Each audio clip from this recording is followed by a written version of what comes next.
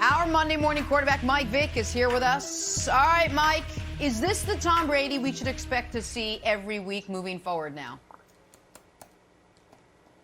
Absolutely. This is the Tom I expect to see. This is the norm that we're going to get from Tom Brady for the next 12 games of the season. I mean, when you have a game like yesterday, and usually around week 3 or week 4, for any quarterback, if you're having some type of success, that ball starts to feel a little different. The pocket presence starts to show up.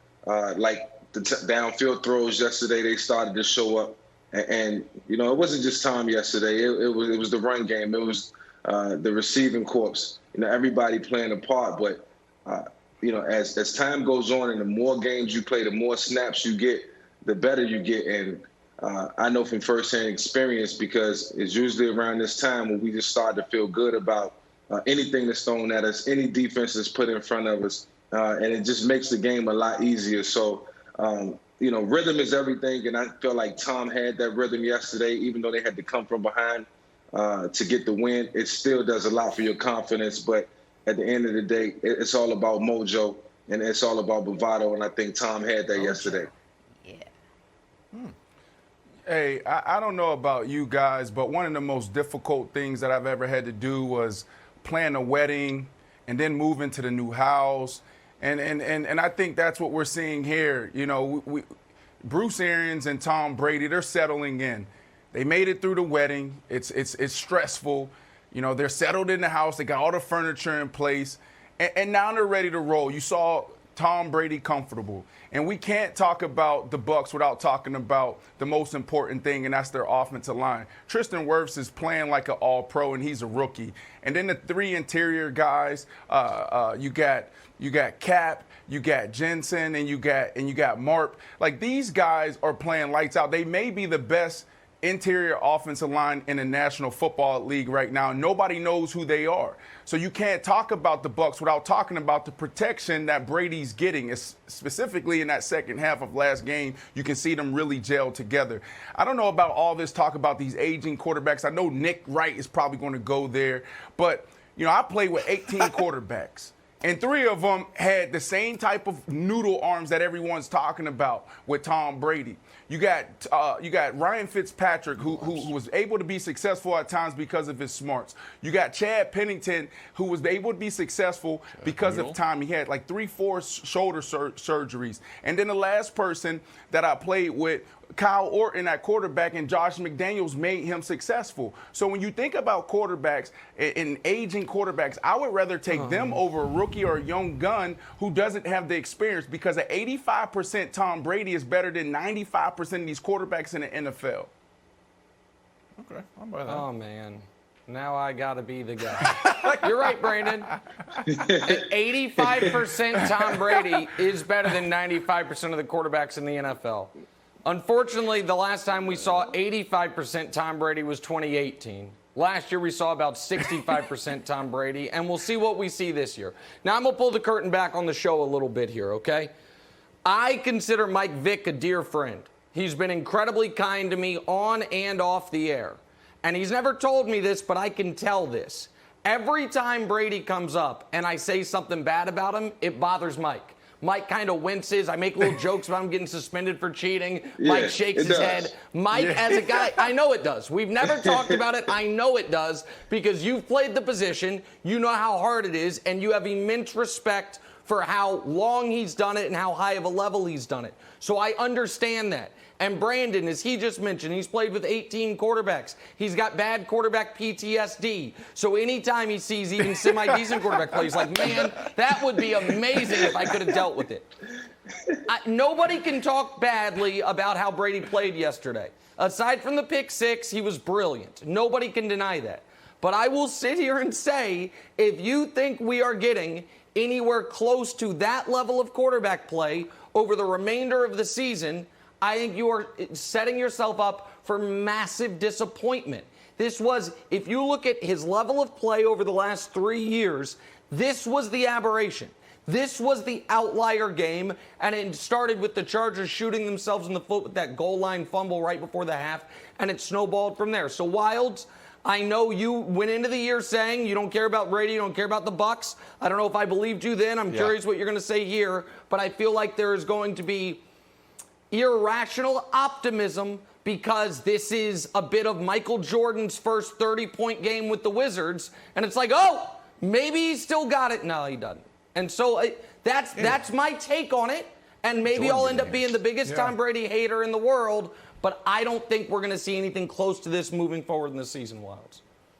Okay, Jordan averaged 20 points in both seasons with the Wizards. He did pretty good for being 40 years old. Yeah. Mike, I have a question for you. This is the 2 weeks in a row Brady has thrown the ball 40-yard bombs. He hadn't done that since week 1 last year with the Patriots. Then he sort of like regressed, and we saw Aaron Rodgers have sort of a tale of two seasons. First half of the year last year was good. Last half was bad. They're like, maybe sort of the arm. We've seen Drew Brees have these like big throws, but it's actually like little dumps of Kamara, and Kamara runs for 60 yards. So the question for you is this, and I know you didn't play until you were 40, but you played, when you're a little bit older. Is there a certain point as the season gets later where you're like almost like a baseball pitcher where it's like, my arm is wearing down, or is that just a media creation? It's a media creation. I don't think Tom Brady at this age really needs to be on the pitch count. His arm looks like it's intact. It looks strong. He can make all the throws all across the field, which is extremely important. But, as quarterbacks, throughout the season, we have a ton of arm exercises that we do to keep our arm in shape.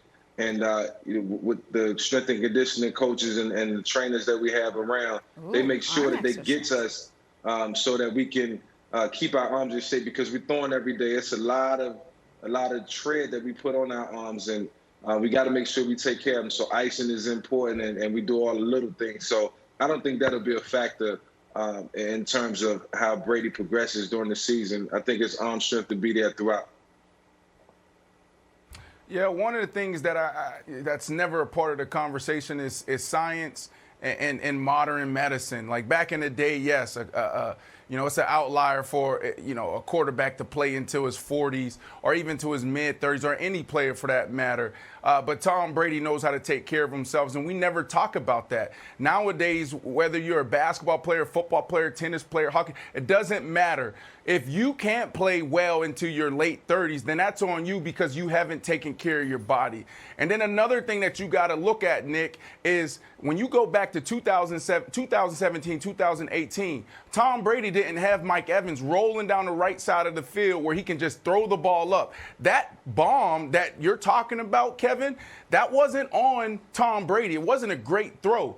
But what happened? Mike Evans was able to come down with the ball. He made a hell of a catch. Same thing with Gronk. He didn't have Gronk last year. Gronk running down the seam on the right side was able to make a hell of a catch. And then you had Howard wide open. He didn't have to do anything. That was a great pass by Tom. So you got to think about those things when we're talking about Tom Brady and the success that he can or can't have this year. All right, I don't know if we have any Mike Vick highlights queued up. But Wild's asking Michael Vick about arm strength is such a ridiculous setup because Wilds, it's a 1 of 1. This guy is flicking it just with his wrist 70 yards downfield to Deshaun Jackson. And you're like, well, exactly. He could I'm not saying I understand why you would ask him, but this is to me, Brandon earlier mentioned Chad Pennington. That might be a more fair question or person to answer that question. And while I understand that for Mike, the arm strength never left him. If folks are watching Brady and thinking he's got the same arm he used to, they're watching a different Tom Brady than me. And I do think it is fair to ask the question you asked, Wilds, which is, at his age, is it going to get better over the course of the year? Is it going to maintain over the course of the year? Or is it going to get worse? Listen, I'm not here to hate on Tom Brady after the best game he's had in 4 years. But I just don't think it's sustainable, Brandon. Yeah, but we're thinking too much on the physical. Is more mental. Ryan Fitzpatrick and even going back to Coach Trustman in Chicago, they were the first people to make me realize that the quarterback position is 80% mental. Like literally, you can have a noodle arm, you may not be able to run, but if you understand what the defense is doing, if you can get your guys in position, you can be successful. Look at Josh McCown. Yeah, Josh McCown is an athlete, but does he have the best arm? Is he the most talented? No, but he's super smart and his work ethic is second to none. So that's what I think about when I think about Tom Brady, is his experience and how he take care of his body, but it's more mental than it is physical, Nick, to me. And to add to that, Wednesday, Thursday, Friday in season, you're not throwing the ball as much as you would in the training camp or in the OTA or the summertime. So he's not, physically not throwing the ball around as much as he would, in the springtime or in the summertime. Right now is more of just going to practice, warming up, making some throws and then getting up out of there. So, as opposed to probably throwing the ball, 70, 80 times in the training camp, it's probably 30, 40 times in a normal practice setting. And Jenna, I don't want to be the contrarian, so I want to end this show with an agreement. Brandon, or this segment. Brandon, I also think of Josh McCown when I watch 43-year-old Tom Brady. We agree. Thanks for watching. Subscribe here to get the latest from the show. Also, be sure to check out more of the best clips from First Things First, or go watch a few segments from our other shows on FS1.